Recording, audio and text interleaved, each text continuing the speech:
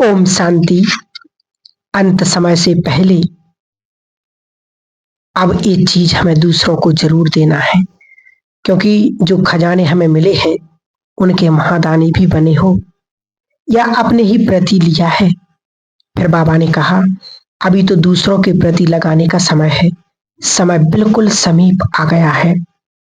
अगर अभी भी अपने ही प्रति लगाते हो या गवाते रहे तो विश्व के महाराजन नहीं बन सकेंगी, क्योंकि इस समय अब दोबारा लौट करके नहीं आएगा। बाबा ने कहा अब तो निमित्त बनोगे। जो भी महावीर बच्चे हैं उन्हें चेक करना चाहिए कि आपके परिवर्तन की स्पीड कितनी है। अगर आपको भी किसी बात में परिवर्तन मुश्किल लगता है या समय लगता है तो ये समझना चाहिए कि फाइनल परिवर्तन होने में अभी समय है। तो आप तो ऐसे मानो जैसे समय की घड़ी को, क्योंकि समय की घड़ी कभी रुकती नहीं है, उसका तो चक्र जब शुरू हो जाता है तो फिर एक सेकंड के लिए भी नहीं रुकता है।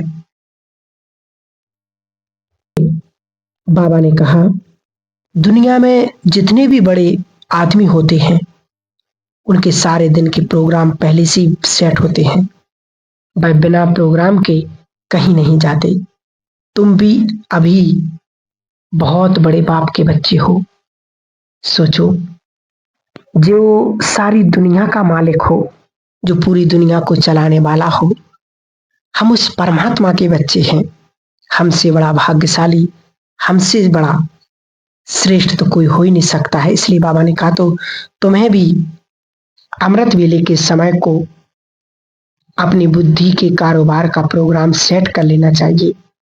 जितना जिसको अपना प्रोग्राम सेट करना आता है उतना ही समझो उसे अपनी स्थिति भी सेट करना आ जाती है, क्योंकि अब समय बिल्कुल नजदीक आ गया है। जितना देंगे उतना ही लेंगे, क्योंकि हिसाब करने वाला तो धर्मराज है।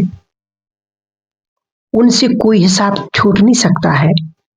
जब मालूम पड़ ही गया है कि सफलता किसमें है तो वास्तव में सफल करने ला चाहिए। वैसे भी अब समाप्ति का समय है। अगर कुछ रह गया तो वह रह ही जाएगा, फिर कभी स्वीकार नहीं हो सकता है। अब बाबा सावधानी दे रहे हैं।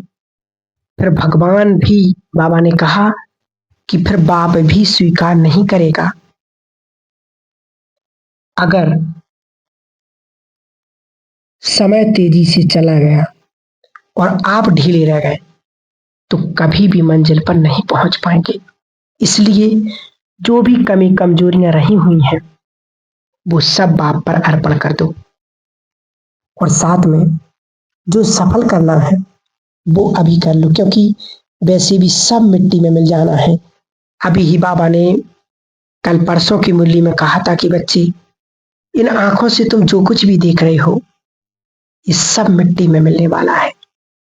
इसलिए जितना हो सके ईश्वर की सेवा में, परमात्मा के इस महायज्ञ में जितना हम अपना कड़ा दाना सफल करेंगे वही साथ में जाएगा और वही साथ रहेगा, वही हमारा पुण्य का खाता जमा करेगा, वरना सब कुछ मिट्टी में मिलने वाला है। तो बाबा ने कहा कि क्यों ना हम भविष्य के लिए अपना ट्रांसफर कर लें, क्योंकि अब समय ऐसा आ रहा है जो हमें बहुत मजबूत बनने की जरूरत है। दिन प्रतिदिन समय बदलता जा रहा है। अपनी श्रेष्ठ स्थिति को बनाते जाएं, अपने पुरुषार्थ को सुंदर बनाएं, क्योंकि दिन प्रतिदिन और समय प्रति समय परिस्थितियां भी नए नए तरीके से आ रही हैं। नए नए तरीके से वो अपना जोर दिखा रही हैं। परंतु बाबा ने कहा कि मेरे बच्चे बहुत शक्तिशाली हैं, बहुत पावरफुल हैं। माया आएगी और माया को बच्चे हरा देंगे, क्योंकि जहां बाप साथ है वहां सफलता तो मिली हुई है। क्योंकि बाबा ने कहा जैसे भी हो, जहां पर भी हो, यह परिस्थितियां नहीं बदलेगी।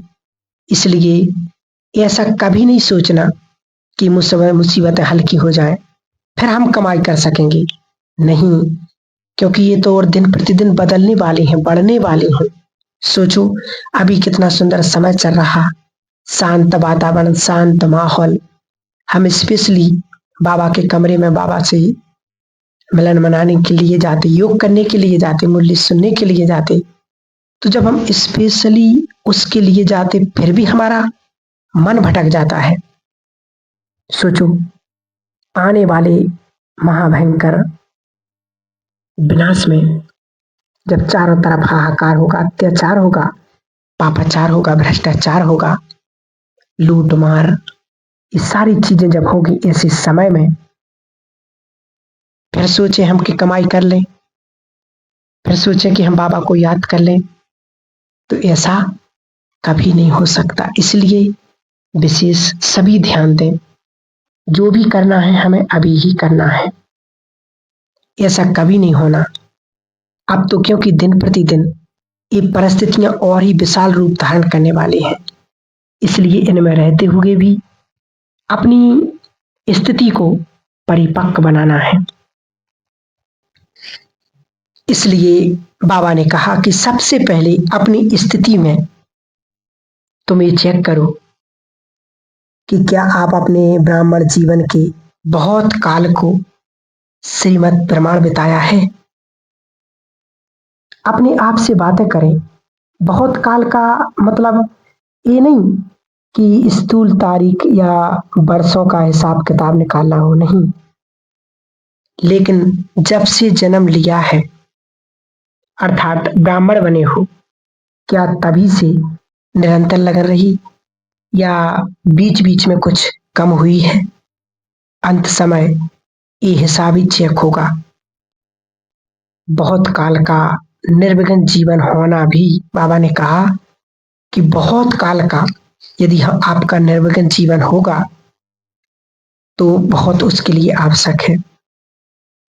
तभी तो ज्योतिषी भी हाथों की लाइन को चेक करते हैं। अगर बीच बीच में लकीर कट होती है तो श्रेष्ठ भाग्य नहीं गिना जाता है या बड़ी आयु नहीं मानी जाती है। वैसे यहाँ भी अगर बीच बीच में विघ्न के कारण बाप से बुद्धि की लाइन कट होती है या क्लियर नहीं रहती है, तो बाबा ने कहा उनकी प्रॉब्लम भी बढ़नी नहीं हो सकती है। क्योंकि बाबा ने कहा कि अंत समय की इन घड़ियों में हमें ऐसा पुरुषार्थ करना है कि आप बच्चे दुनिया वालों को क्या संदेश देते हो। यही कहते हो ना कि अब बहुत थोड़ा सा समय रह गया है, तो क्या वो इस थोड़े से समय को भी आप बच्चे माया के साथ युद्ध करने में ही बिताएंगे। अगर अब तक भी अपने प्रति ही समय देते रहोगे तो फिर बाप के मददगार कब बन सकेंगे, कब मास्टर विश्व कल्याणकारी बनोगे। अब तो ऐसा समझो कि ये जो थोड़ा सा समय रह गया है वो सिर्फ विश्व कल्याण के प्रति है। दूसरों के प्रति समय और संकल्प लगाते हैं, अपनी उन्नति स्वतः होती रहती है। फिर बाबा ने कहा करनी नहीं पड़ती, क्योंकि जब हम दूसरों के प्रति अपने समय को, संकल्पों को, श्वासों को सफल करते हैं, अपने आप हमारी सेवा, हमारी उन्नति होती रहती है। क्योंकि अनेक आत्माओं को सुखी व शांत बनाने का रिटर्न तो प्राप्त होता है ना। दूसरों को देना अर्थात स्वयं में भरना है। इसलिए स्वयं को भी हमें श्रेष्ठ पुण्य की पूंजी से भरपूर करना है और श्रेष्ठ जीवन को श्रेष्ठ स्मृति के द्वारा श्रेष्ठ स्थिति को बनाना है। क्योंकि बाबा ने कहा है कि अब मजबूरियों को समाप्त करो, मजबूत बनो। अभी तो बहुत कड़े पेपर आने वाले हैं। बाबा ने कहा पहले के पेपर कुछ अलग थे, परंतु अब ये जो परीक्षाएं आएंगी वो कभी स्वप्न में या संकल्प में भी नहीं सोचा होगा। तो प्रैक्टिस ऐसी होनी चाहिए जैसे हद का ड्रामा साक्षी वो देखा जाता है, फिर चाहे उसमें दर्दनाक सीन हो, हंसी का हो, दोनों पार्ट को साक्षी होकर देखते हैं। कोई अंतर नहीं होता है, क्योंकि समझते हैं कि ये ड्रामा है। ऐसे अंत समय के उस दृश्य को देखते हुए भी एक रस अवस्था होनी चाहिए। अगर आवाज में भी कोई अंतर आया या चेहरे में कोई चेंज आया तो उसको पास नहीं कहेंगे, फेल ही कहेंगे। घबराई हुई या युद्ध करने वाली अवस्था ना हो, लेकिन वो तब होगी जब एक ही बाप की याद में सदा मगन रहेंगे। तभी हम उस श्रेष्ठ स्थिति को प्राप्त कर सकेंगे। क्योंकि बाबा ने कहा अब तो और कड़े पेपर आने हैं। ठीक है, ओम शांति।